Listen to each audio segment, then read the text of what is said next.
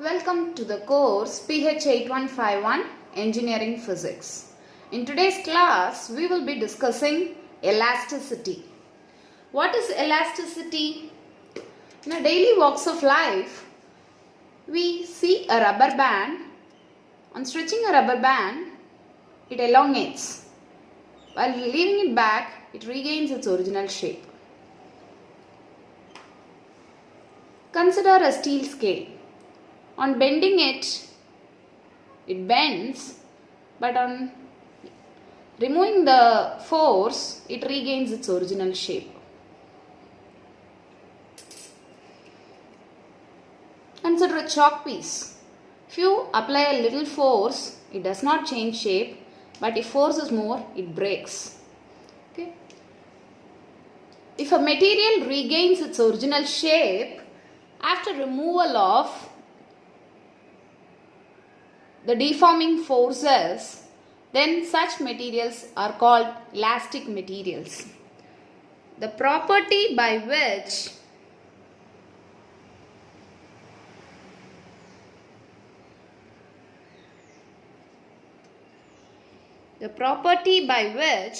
a material regains its original shape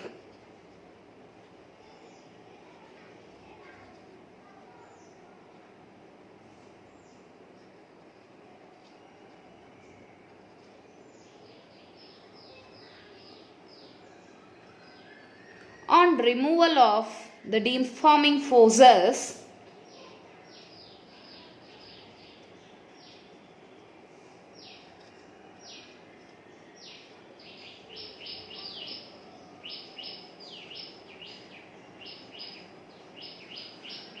is called elasticity.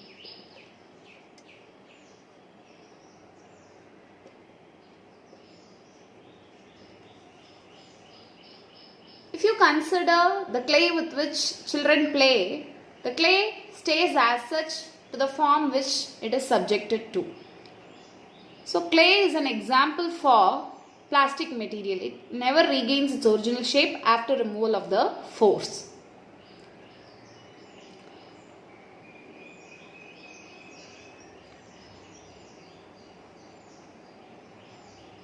So how does the material regain the original shape? If you consider a beam is a member whose length is very large compared to the other dimensions. Let us consider a beam. Let it be subjected to tensile forces, that is, forces trying to stretch it. On any section of the beam, if you consider this section alone, for the external force acting outward, the layers within the beam try to pull it in the inward direction. This happens because of the property of elasticity. That is, it is like inertia. Resistance to change is what is felt as stress developed. So when outward forces act on a beam,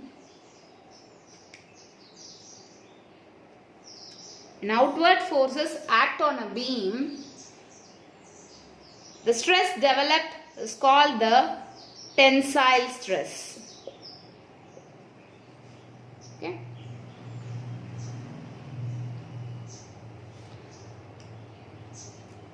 Suppose the forces are acting inward, that is, they try to compress the beam. Then the stress developed would be opposing the, so here the force is acting inward, it's a compressing force, So in this case, the layers will oppose the compression. Okay. So this is called compressive stress.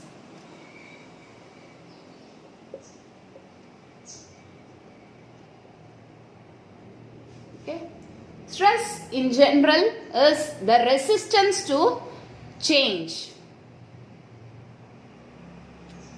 So these two types of stresses usually act lengthwise in case of beams, and hence they are commonly given the name normal stress or longitudinal stress. So normal stress can be either compressive stress or tensile stress, and though it is developed within the material, it has a numerical value which is equal to the force over the area over which it acts. Okay.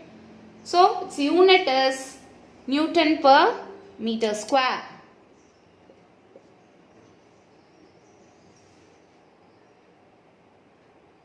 Okay. So stress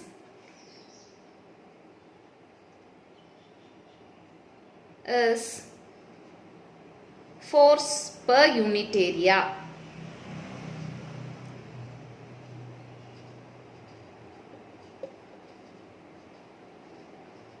Or to be more precise, restoring force per unit area. That is, on the application of the external force, there are internal forces that are developing inside the material, trying to restore the material to the original shape. So stress is usually the restoring force per unit area. Stress can be either normal stress or tangential stress.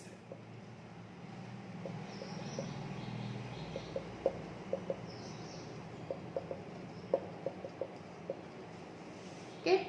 So normal stress can be further classified into tensile stress and compressive stress. What is tangential stress? As the name suggests, in case of tangential stress, the force acts tangential to the area under consideration. So the force, external force is acting tangential to this area, causing a shear of the upper layers with respect to the lower layers. Okay. So the upper layers get sheared by an angle phi. Phi is known as the shear angle or angle of shear. And the tangential stress is also force per unit area. It is also known as shear stress. Okay. In normal stress, there is another type called the volume stress.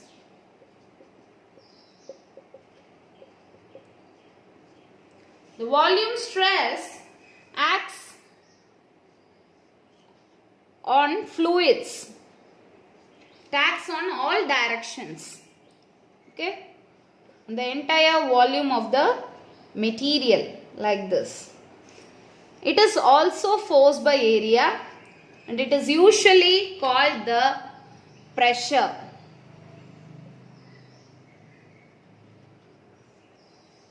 Okay. So we have had an overview of what is stress and what are its types. Stress is restoring force per unit area that is developed within the material. It is the reason behind regaining the original shape after removal of the deforming forces.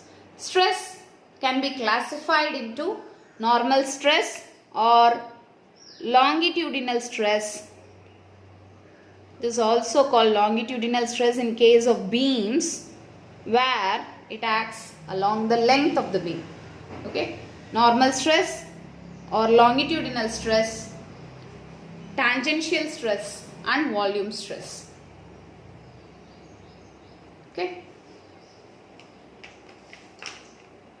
Normal stress is further classified into tensile stress and compressive stress.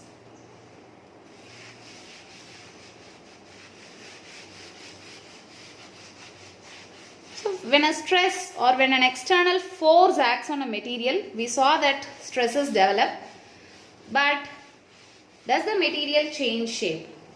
So let us consider the rubber band again. When you stretch it, that is when you apply tensile forces, it gets elongated. When you remove the tensile force, it regains its original shape. Likewise, when a tensile stress acts, the material gets elongated. So, the change in length to the original length is called as strain. Okay. Strain is, so if it is tensile stress, it is change in length to original length. If it is compressive stress, it is again change in length to original length. Whereas if it is volume stress, it is change in volume to original volume. So strain is change in dimension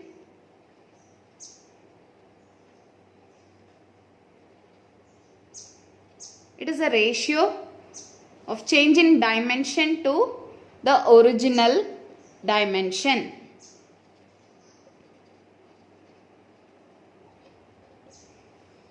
Okay. Strain can also be classified into three types, just as we saw in case of stresses.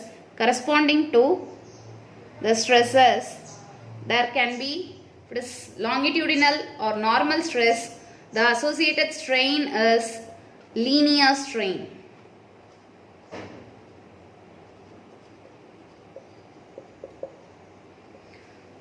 If it is shear stress or tangential stress, the associated strain is shear strain.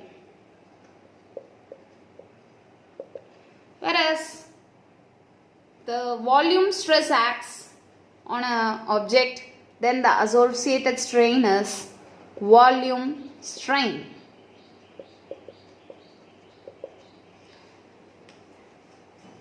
So as I told, if a tensile stress acts on a material, then its length changes from L0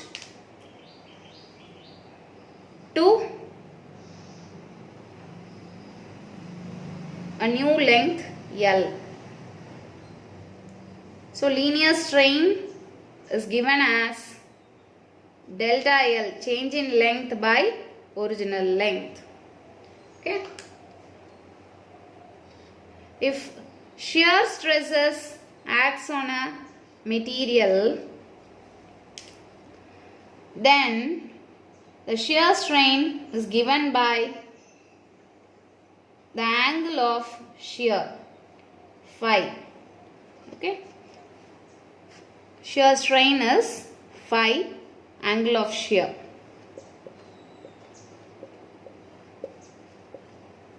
This happens when the tangential stresses or shear stresses acts on a material.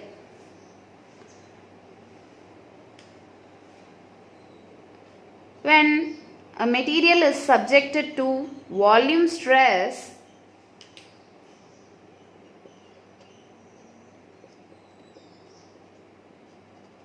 the associated strain will be volume strain. Change in volume by original volume. It is sometimes known as bulk strain.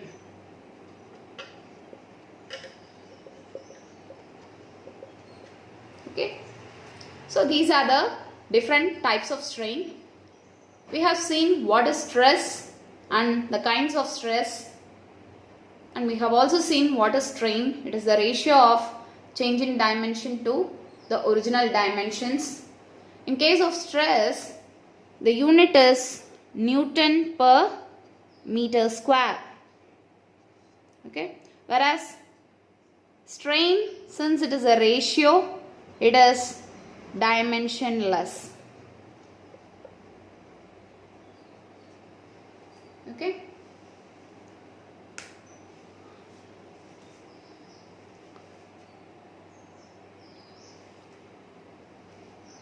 Let us again consider a rubber band. When you stretch it, it elongates, and on removal of the force, it regains its original shape. But if I keep applying a very large force, there exists a condition beyond which the rubber band does not regain its original shape. Okay. So if I were to draw a stress versus strain graph,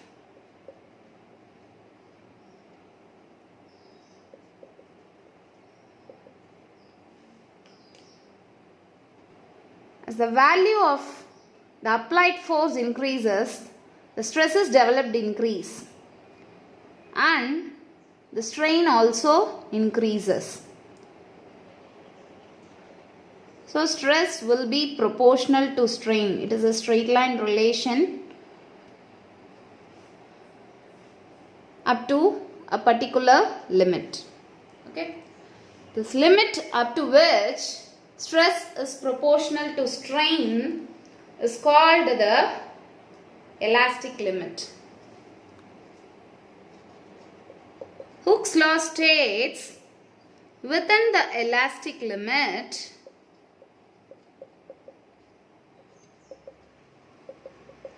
stress is proportional to strain.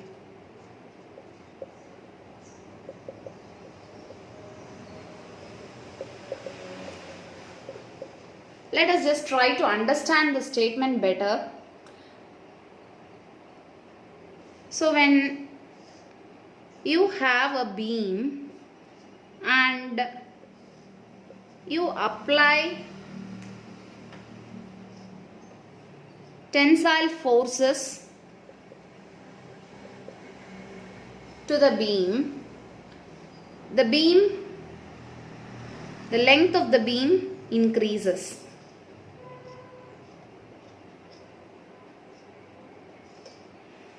Tall transverse sections under this strained beam are under tension or tensile stresses are developed.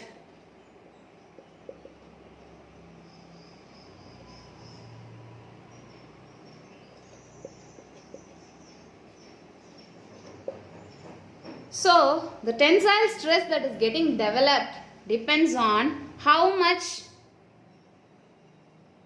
the length of the beam has been increased. The increase in length is small, then the stress developed is also small. But if the increase in length is large, then the tensile stress is also large.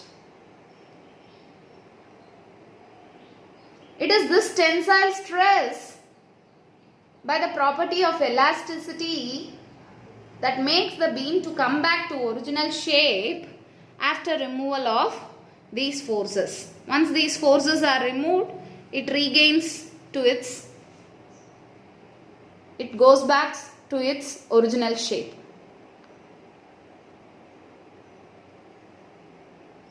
But this does not happen for all range of forces. There is a maximum limit up to which this property of elasticity holds. Beyond this maximum limit, beyond the elastic limit, the relation between stress and strain becomes non-linear, and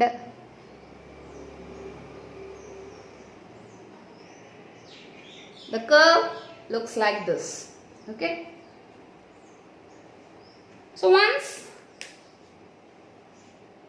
the non-linear region is reached, suppose say the stresses are applied till this point, and then the force is removed.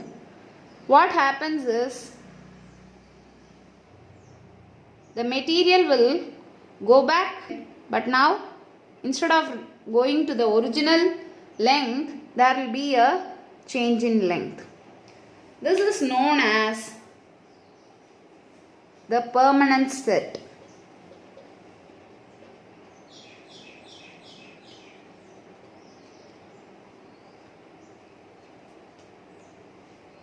Okay, or residual strain. The residual strain that remains after removal of the deforming forces is known as the permanent set.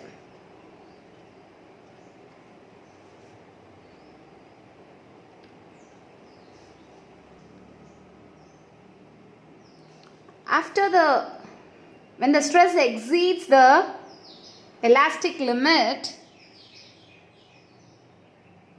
then there is plastic deformation characterized by permanent set.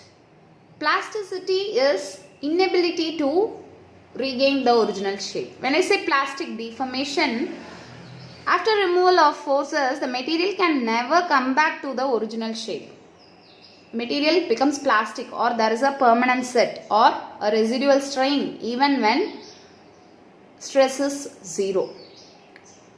The stress corresponding to the elastic limit is called the yield stress or yield strength. Why the name yield strength?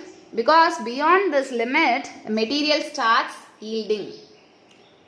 For stresses higher than sigma y, there will be a permanent set on removal of deforming forces. Okay. So let me name the origin to be O.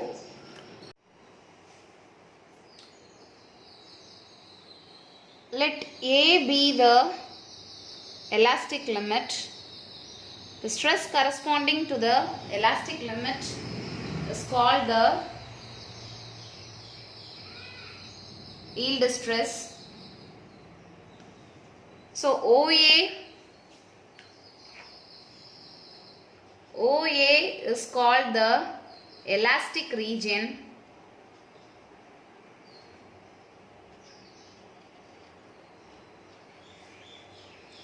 Sigma y is the yield strength.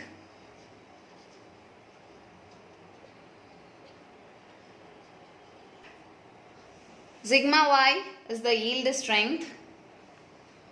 Let this be point B. The region AB, before that point A is the elastic limit up to which the material regains its original shape according to Hooke's law. The region AB is partly elastic, partly plastic.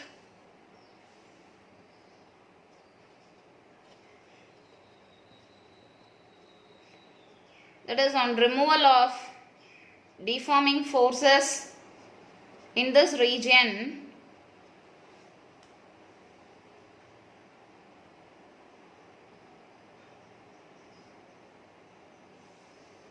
there will be a permanent set.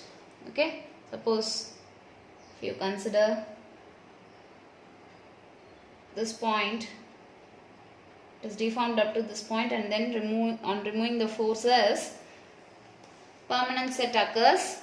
OC is called the permanent set. It is the residual strain.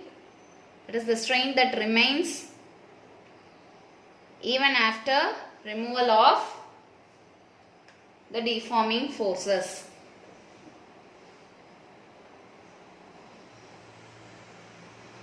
In the region, if you let this point be D, in the region BD,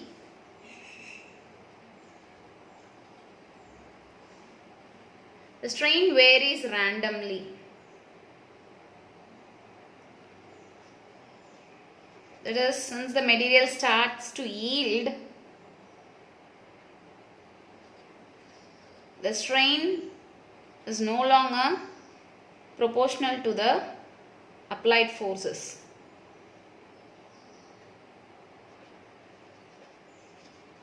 Strain will start varying randomly with applied forces. Region DF is called the plastic region. So, this region is the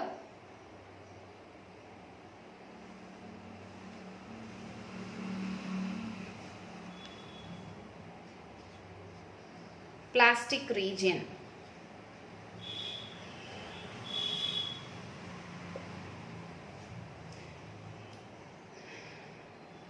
Region DF is the plastic region.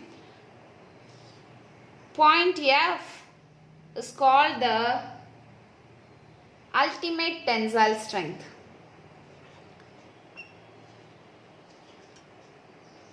It is the maximum stress that the material can withstand. Ultimate tensile strength. If you consider a specimen under tensile stress in the elastic region, after elongation, the material returns back to the original shape. On entering the plastic region, there will be a permanent set. Once point F is reached, that is, once the ultimate tensile strength is reached, necking begins like this. That is narrowing down of the cross section of the material, and at point E, fracture occurs. That is, the material fails. Okay. If you drop a perpendicular from the fracture point,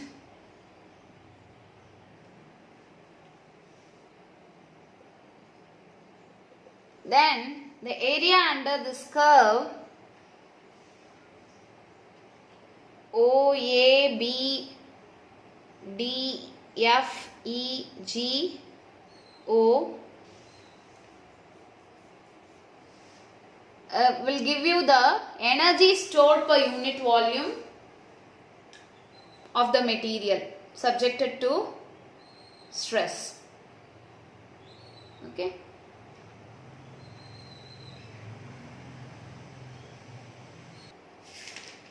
The stress strain diagram indicates the strength of the material.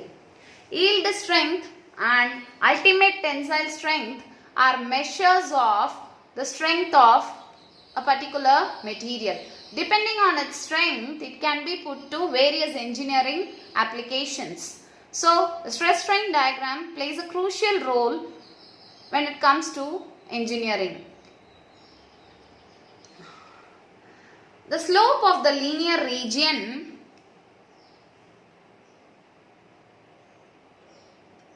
is called the elastic modulus.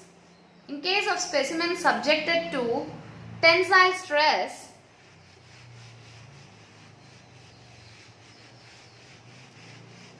the associated modulus of elasticity is the Young's modulus.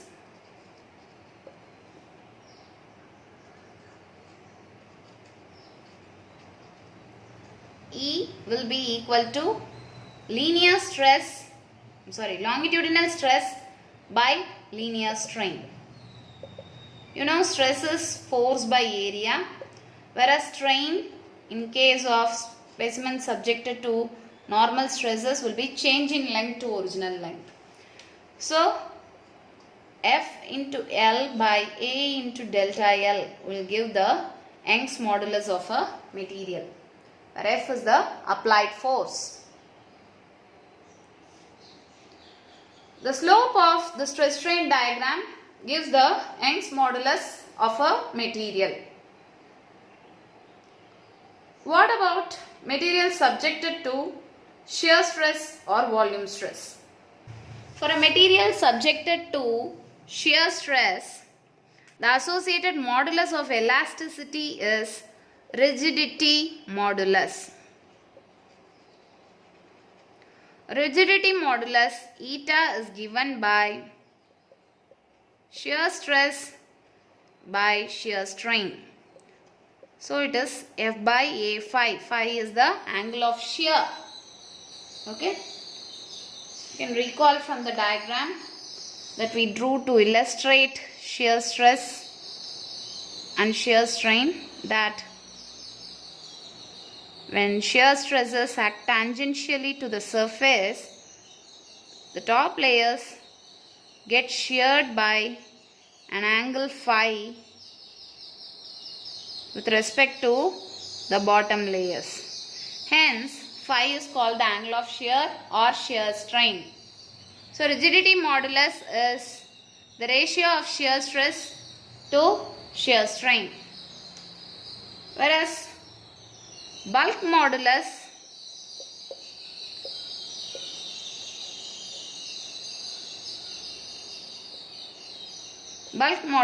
K is pressure divided by volume strain, that is PV by delta V. Okay. The unit of moduli of elasticity is the same as that of stress. It is Newton per meter square. So we have defined the three types of moduli of elasticity. Moduli of elasticity is the ratio of stress to strain. Okay. There are three types of moduli of elasticity: the Young's modulus, the bulk modulus, and the rigidity modulus. Consider a wire whose length is L0 and area of cross section A0. Let its diameter be D0. On applying a tensile force, the wire elongates and its area of cross section now becomes A, diameter D and length L. If L greater than L0, then D is less than D0. This is by the conservation of mass. Okay. So,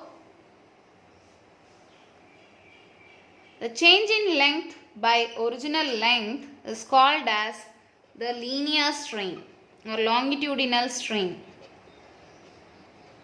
Whereas, the change in diameter to the original diameter is called the lateral strain. Poisson's ratio is given as the ratio of lateral strain to the longitudinal strain. The negative sign here implies that as length increases, the area of cross section decreases. The values of the Poisson's ratio can range between 0 and half. Theoretically, the values can actually range between -1 to 0.5, but negative values are not possible for Poisson's ratio because it would imply that As length increases, the diameter also increases, which violates the law of conservation of mass. So negative values of Poisson's ratio is not possible. So in reality, the Poisson's ratio can vary between 0 and 0.5, and it is found that for most metals, the value ranges between 0.25 to 0.35. For concrete, the value is between 0.1 and 0.2. For cork, the value of Poisson's ratio is 0.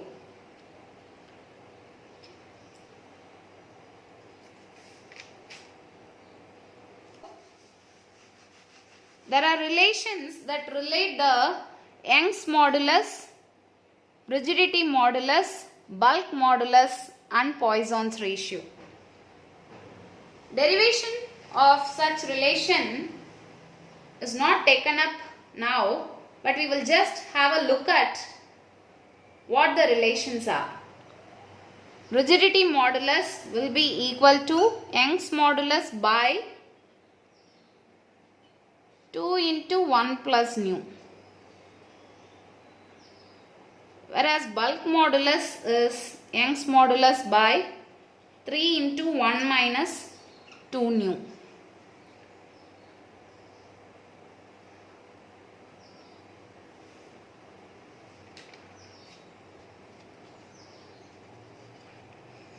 So in today's lecture, we have discussed the concept of elasticity, what is meant by stress, strain, various types of stresses, strain and the associated modulus of elasticity.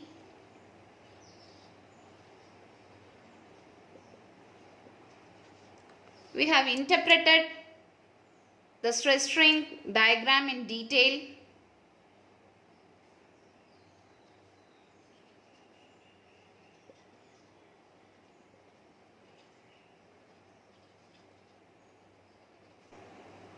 We have seen what is yield strength, ultimate tensile strength and fracture point.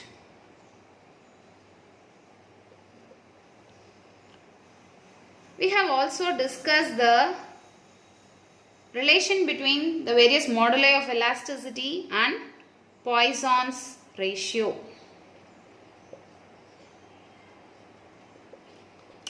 Let us continue in next class. Thank you for now.